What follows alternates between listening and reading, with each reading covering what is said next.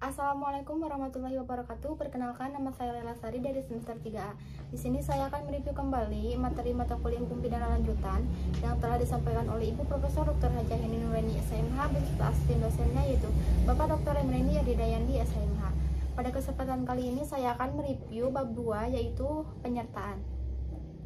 Jika membahas penyertaan, maka tindak pidananya satu, orangnya lebih dari satu orang atau beberapa orang melakukan satu tindak pidana. Contohnya, orangnya lebih dari satu orang yaitu kasus pembunuhan Brigadir Yosua.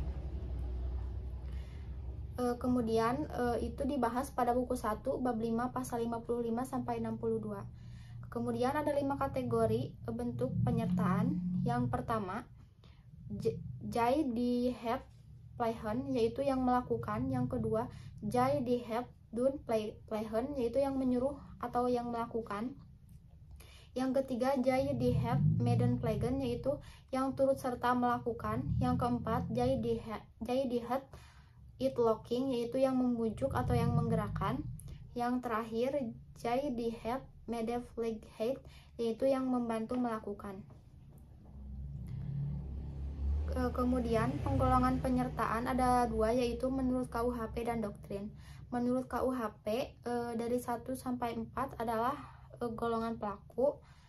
Kemudian golongan pembantu yaitu bentuk 5, yaitu diatur dalam pasal 56 dan pasal 57 KUHP. Kemudian doktrin. Menurut doktrin nomor 1 sampai 3 adalah golongan yang berdiri sendiri. Nah, doktrin ini dapat disamakan dengan jurispruden.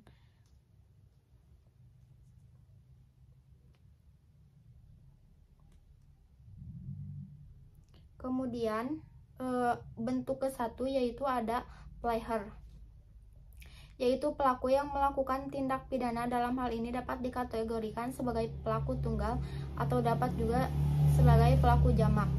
Pelaku jamak adalah tidak melakukan langsung tetapi menyuruh orang lain. Kemudian bentuk yang kedua, Dun Player, yaitu orang yang melakukan tindak pidana menggunakan orang lain sebagai perantara, tetapi perantara itu hanya berperan sebagai alat.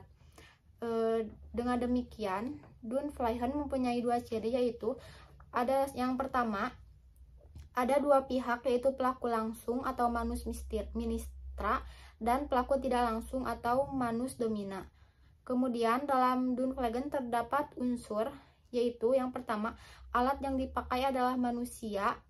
Yang kedua, alat yang dipakai harus berbuat aktif. Yang ketiga, alat yang dipakai tidak dapat dipertanggungjawabkan atau dimintai pertanggungjawaban.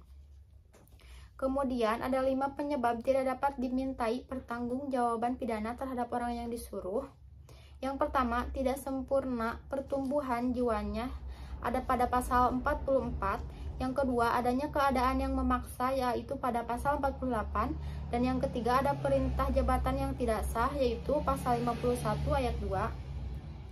Yang keempat, adanya kekeliruan atau pemalsuan. Dan yang terakhir, tidak mempunyai maksud untuk melakukan kejahatan seperti disyaratkan dalam undang-undang. Kemudian bentuk yang ketiga, turut serta melakukan atau mede player.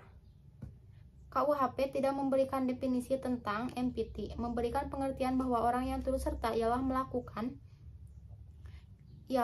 melakukan orang yang dengan sengaja turut berbuat atau turut mengerjakan terjadinya sesuatu.